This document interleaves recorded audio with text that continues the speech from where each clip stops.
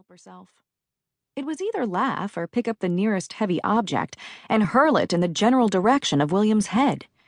She was an executive who knew it never paid to lose her cool, so she went with the laugh. But there was no real humor in it. The sheer irony of his words was breathtaking. William was, after all, a therapist who specialized in couples counseling. "That's certainly what you've been telling me for the past month," she said. "But you're wrong. In fact, I would go so far as to say you've been lying to me." "That's ridiculous, not to mention offensive." "I suppose it was all about getting funding for your couples therapy research, wasn't it? I realize it's a tough world out there for those who need grant money. But did you actually think you could seduce me into paying for your study? Really?" "Madeline, it's obvious that something has upset you. Why don't you calm down and tell me what's going on here? Between the two of us, we can sort things out." Too late for that, she thought. She was filled with the same unshakable determination that she felt when she concluded that an employee's skill set was no longer a good fit with the business culture of Sanctuary Creek Inns. Firing members of the well-trained staff was, thankfully, a rare event at Sanctuary. Nevertheless, there were occasions when it had to be done. Her goal at termination interviews was to counsel out the employee and suggest that he or she resign to pursue other career opportunities. The cardinal rule for conducting a termination interview was to never explain. Once you started listing reasons for terminating someone's employment, you opened the door to arguments and counter-arguments.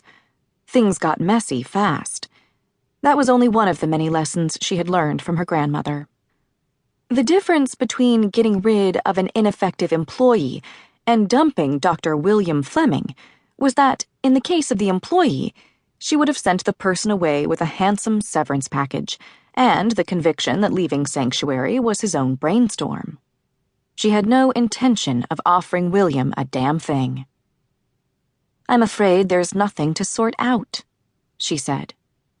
She uncrossed her legs and got to her feet.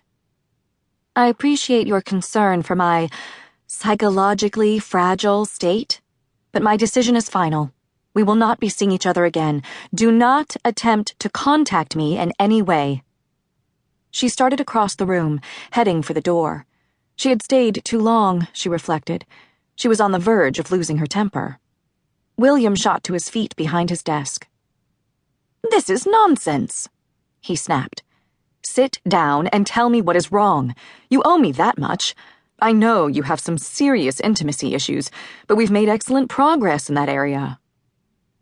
A tide of soul-searing anger swept through her without warning.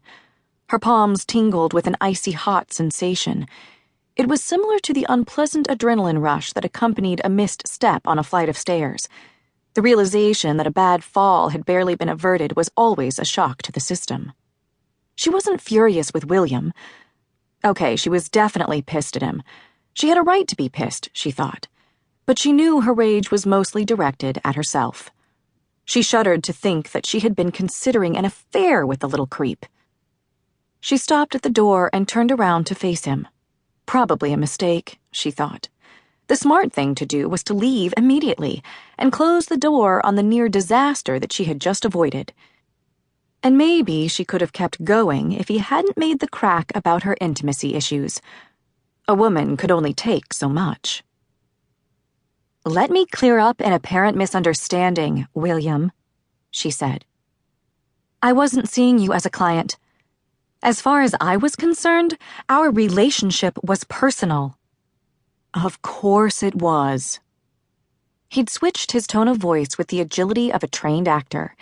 He sounded soothing and reassuring now. He came out from behind his desk and moved toward her. Instinctively, she tightened her grip on the doorknob. "I told myself your deep concern about my intimacy issues was a sign that you cared about me," she said. "It was irritating, but I believed that you meant well. In fact, you might even have been correct with the diagnosis." He came to a halt in front of her and smiled a modest smile. "Well."